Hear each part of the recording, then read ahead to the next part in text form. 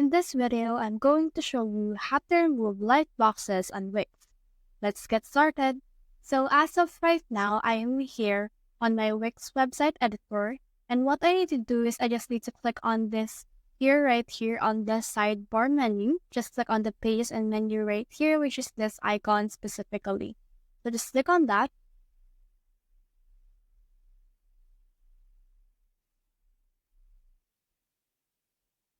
And then once you have clicked on the pages and menu, it will show you all the pages that you have.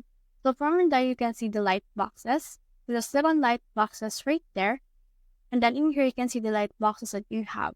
So just click on these three dots right here.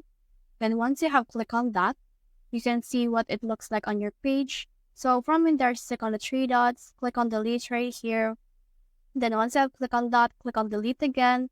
And then this will actually delete your Lightbox. As you can see, the option right here has already disappeared for that.